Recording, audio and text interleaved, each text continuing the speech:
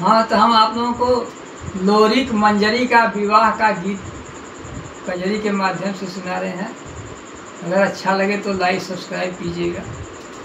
अरे करता मोलागत गुनवा मन में उठा तू बनवाना, करता मोलागत गुनवा मन में उठा तू बनवाना। गोरी का राजा मोलागत सोचलाय मनवा, ओ रामा सोचलाय मनवा।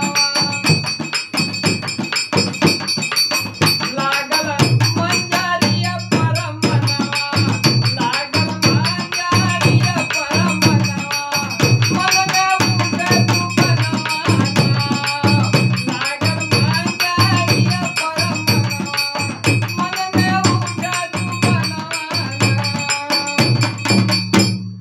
मंजरी के जब पिता महाराजी गए खबरिया पाई, ओ रामा गए खबरिया पाई, ओ भैया गए खबरिया पाई। अरे बोले बोले अरे हमरे राम, बोले बेटी के हो ससनवा, बोले बेटी के वही छनवा, मन में उठे तू बनवाना, बोले बेटी के हो सामनवा, मन में उठे तू बनवाना।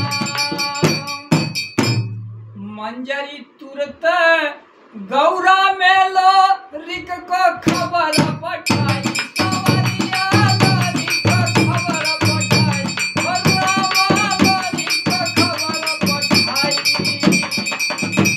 आ लोरी करा दिया हम पायनवा,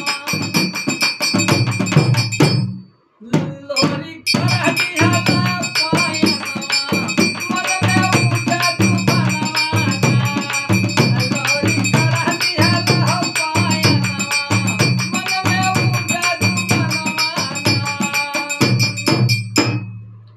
अरे लोरी के पहुँचे मंजरी के घर, अगोरी में जाई सवरिया, अगोरिया में जाई हो रामा, अगोरिया में जाई। शादी शादी अरे हमरे रामा, शादी भइला वही छनवा, मन में उठे तू बनवाना, शादी भइला वही छनवा, मन में उठे तू बनवाना।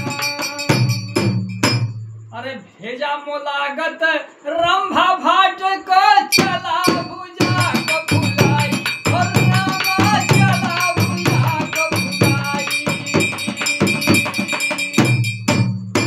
अरे भागल भागल अरे हमरे रामा, भागल रंभा छोड़ माया जनवा, मन में उठे तू बनवाना, भागल रंभा छोड़ माया जनवा, मन में उठे तू बनवाना।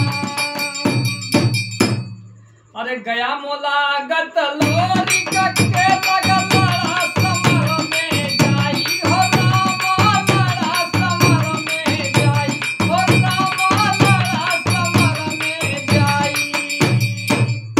अरे मारे मारे अरे हमरे रामा, मारे लोरी गली हल जनवा, मन में उठे तू बनवाना, मारे लोरी गली हल जनवा, मन में उठे तू बनवाना। मन में उठे तू बनवाना हो, मन में उठे तू बनवाना, मारे लोरी का वही छनवा, मन में उठे तू बनवाना। अरे खड़ग बिजुलिया वजन 85